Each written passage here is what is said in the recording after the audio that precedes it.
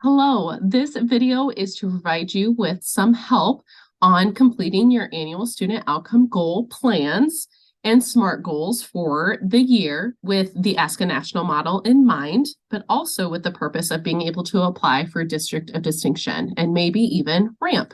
Obviously, we want you to make sure that you are using the ASCA template for all of these components provided. I will open the one linked here for you in the application. And you will notice that this template, instead of feeling like more work for school counselors to fill out, the purpose is for this template to be more like a tool. It holds you accountable to the right work. It also creates that roadmap for doing best practice and what has been research-based to create the national model in the first place. So the annual student outcome goal plan is essentially something that once you fill out, you can actually copy and paste a lot of the data information into your lesson plans, into your result reports, which you will see as another component as a part of this application. Heading back to the application requirements, we want to make sure that you only submit one or two annual student outcome goal plans. And the reason being is because if you have more than two annual student outcome goals, which again are either in achievement, attendance, or discipline, then setting your goals on more than two stretches you pretty thin to being able to make a positive impact in any one. Kind of like having a highlighter to a page. If you highlight too much, you're essentially not highlighting anything at all. So ASCA really recommends that you have one or two annual student outcome goals each year. And once you work to reach those goals, then you reset goals. Sometimes the end date might be after a semester and you can set a new one, or it might take the full school year. Each goal addresses a need, like I mentioned, in one of the three outcome areas: achievement, attendance, or discipline. And it would be important at this point, if you're filling out this application, that you already feel very familiar with your data resources. If you know how to collect your attendance data, or do you have an attendance secretary that's your go-to? How do you find your achievement data? How do you look at your discipline data and disaggregate? This information can also be summarized and looked through on the school data summary. Question 6 specifically. Now, the school data summary is going to be linked up here, and it's also going to be a requirement to submit for an application for District of Distinction. Essentially, if you look at the blank template, it's not long at all. It has 6 questions, but we do want to see these questions completed. So part of the school data summary is identifying your data experts in your building, especially people who can help you interpret or disaggregate that data. I know our counseling secretary, I'm so thankful for her because she helps disaggregate the data so that I can get right to work in digging in and creating interventions based on what the data is telling me. We also want you to review your school improvement plan. Are you able to identify goals to support your school's building goals? Thinking about 2 or 3 school improvement plan goals that are relevant to your school counseling program that you can work towards helping and intervening with, again, in the 3 outcomes. Also looking at available school data reports. What do your current data reports tell you on your students' achievement, on your students' attendance or discipline? Thinking about, do you get this data from Panorama? What kind of data charts are you seeing as discrepancies for discipline? If there's any discrepancies within grade levels and chronic attendance or DNFs in a certain grade or a certain class, really looking at several years to identify trends. Being able to look at other data resources, they even list some examples here, and being able to notice strengths, concerns, areas to look at.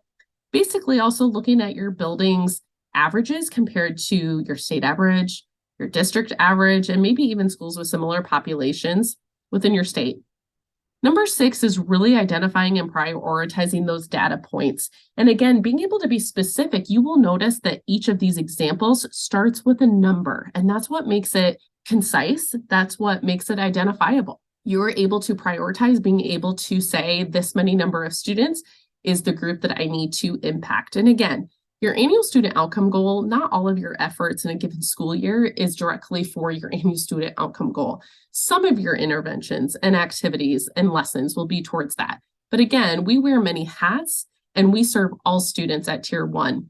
And so a lot of times, if we're doing interventions based on specific data priorities, it's going to be a Tier 2 or Tier 3 intervention. But this is the school data summary that we want you to complete and turn in. It can be found here at the top of the application.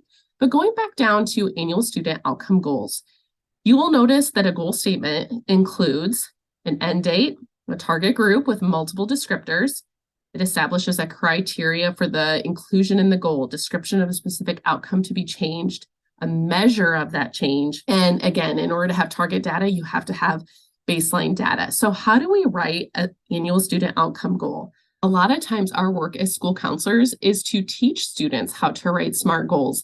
And it's important that we as school counselors know how to write them as well, especially as part of the national model and how to show our impact. So you can see here, ASCA provides at the top of the annual student outcome goal plan this template, and this really helps you be able to write an effective SMART goal because it's kind of giving you the template for how to write it. Is it by the end of first semester? Is it by June 1st, if that's the last day of your school year?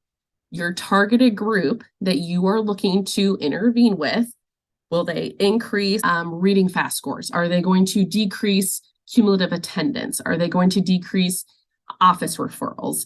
You want to make that specific. And again, it has to be related to one of our 3 areas of outcome by the measure of change. Is it by 15%? Are they decreasing by 25%? And being able to find what that measure of change is, you have to have the baseline data if you want to go from a certain number to the target data. Here are a couple examples. So you can tell if something is a SMART goal with outcome data. Improving the self-concept of students through classroom visits and small group counseling. So not a SMART goal, right? It's not specific.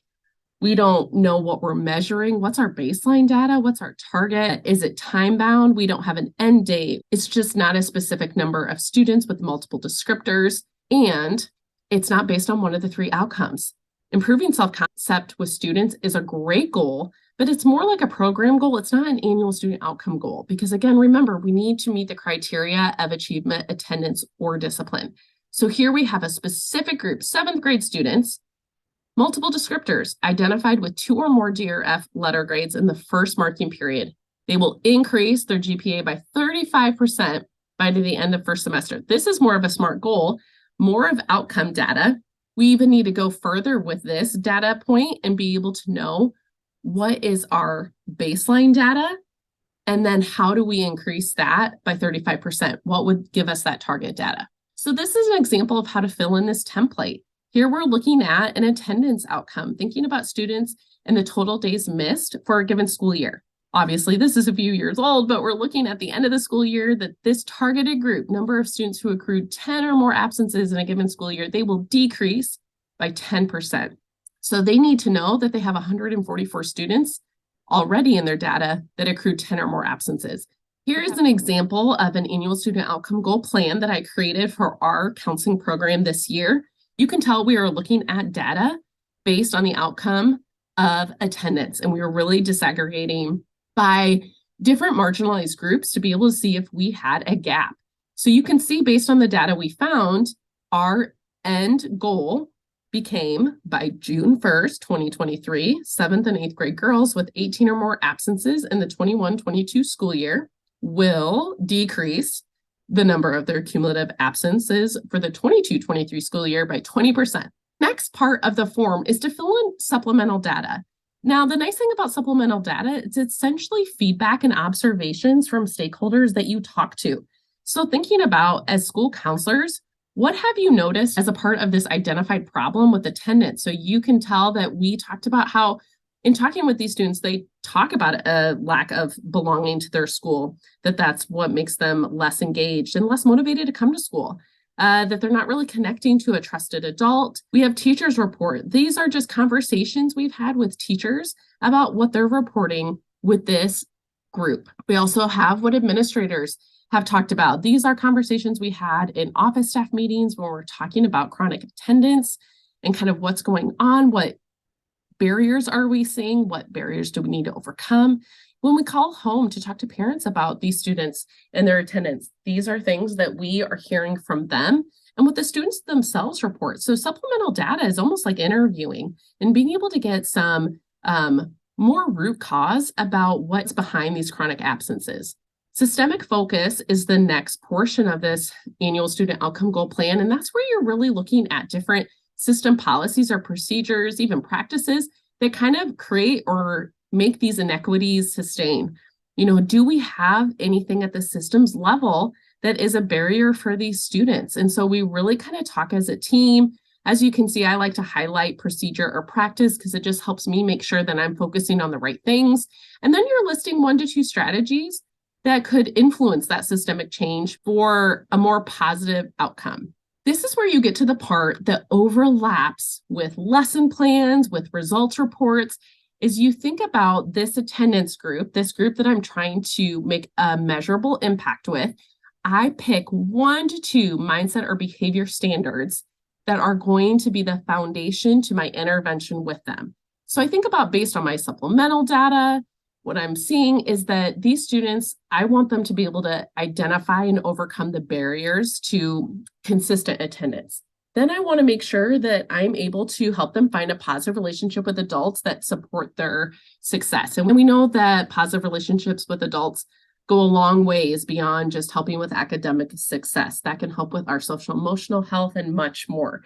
When you look at the student standards, we have 36 student standards, mindsets, and behaviors, and our behavior standards are in learning strategies, self-management skills, and social skills.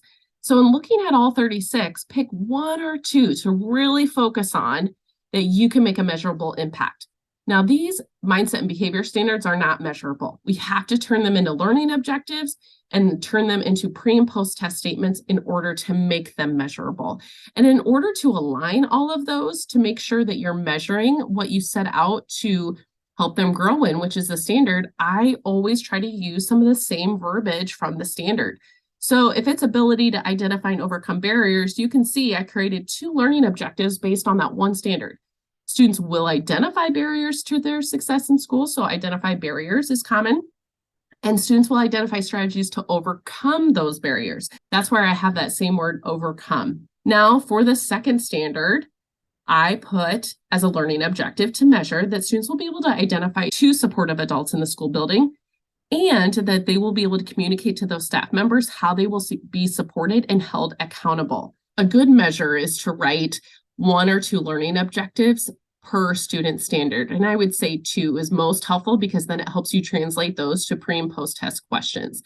So essentially, we're converting the student learning objectives to a Likert scale to be able to measure if students grow in these areas based on our intervention with them. And remember, we want to measure based on the ASK acronym. We want to be able to measure growth in their attitudes or beliefs. That's the A. S is skill, and K is knowledge. So all your pre and post test questions will be written in a way to not only align with your learning objectives and student standards, but to also measure if they are growing in their attitudes or beliefs, their skills, and their knowledge.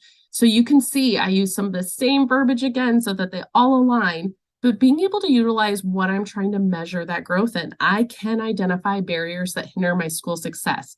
You can see that matches learning objective 1, the student standard, self-management 6 standard, but I can means it's a skill. Or it could also be knowledge because they can identify those, right? So they know those barriers. I believe it's important to be present at school. So that's an attitude belief, but also even though it's not exactly aligned with the verbiage here, my attendance small group is talking about the importance of being present at school. So I want to know their attitude about that. And can I impact that attitude in a positive way? Being at school helps me be more successful in my classes. That's another attitude or belief. I can list 2 strategies that help me overcome those barriers. So you can see where that comes from this learning objectives. But if they can list, that is a skill. I can identify 2 positive adults that care about me. That is a skill. I can let those adults know how to hold me accountable to being here at school. That's a skill. And you can see that that matches the learning objective and the standard. So you can see the sequence of how we utilize those. And all of this, you guys, I copy and paste right to the lesson plan, into the results report. So again, these templates aren't meant to be more work. They're really a roadmap and a tool to help us guide our work and to do our best work. So then at the very end, you talk about activities, strategies, interventions that as a school counselor, you're going to do to impact to have positive outcomes with the goal you've set. What are some direct student services you're going to do? And again, minimum of 2. And then also think about indirect student services. What are 2 or 3 indirect student services that you could do to be able to impact the goal that you have set? Again, whether achievement, attendance, or discipline, this all kind of goes the same. So if we were to look at a blank template, you can see where I filled in kind of what data we were looking at that served as the basis. I completed the template to make it a SMART goal, but I needed to know my data before I made it. I need a baseline. I interviewed different stakeholders and conversations to really think about that root cause of this problem. Really looked at the systems level, and do we have any power as school counselors to impact any inequities within the system, whether it's a policy, a procedure, or practice? This is where you choose 1 or 2 mindset or behavior standards to utilize as the foundation of your content, the foundation of your work with students. And again, you have to make those standards measurable by turning it into a learning objective. Students will be able to identify, create, think about Bloom's taxonomy. What do you want them to do? I like to use the Likert scale of strongly disagree to strongly agree. So I do a 4-point Likert scale, but I do strongly disagree, disagree, agree, strongly agree. You can do what works best for you, maybe based on the pre and post test questions, but this is where you write your pre and post test questions. And again, they're the same. They have to be the same so that we can measure growth from beginning to the end. And this is where you will list your 2 to 3, or at least minimum of 2, direct student services and indirect that can work towards making a positive change within the goal that you've set before you. Going back to the application, we already know what we need to look at for the format of the goal. We looked at the outcome goal plans and how we know we need no more than 2 ASCA student standards to focus on for the foundation. That we really need to look at that supplemental data from our stakeholders, that each ASCA student standard is operationalized through 1 or more measurable learning objectives, and that those learning objectives then turn into your pre and post test questions. So we just went through that on the plan. Your reflection, just 1 prompt here for this component, how each annual student outcome goal plan affects stakeholder perception of the school counseling program and school counselor role. A lot of people in your building or district might not know what your role is, what a school counselor does. Obviously, our work to intervene with something that we see in our data is a great way for us to advocate to our stakeholders what we do and how we can make a measurable impact with students, and think about, reflect how that could affect stakeholder perception.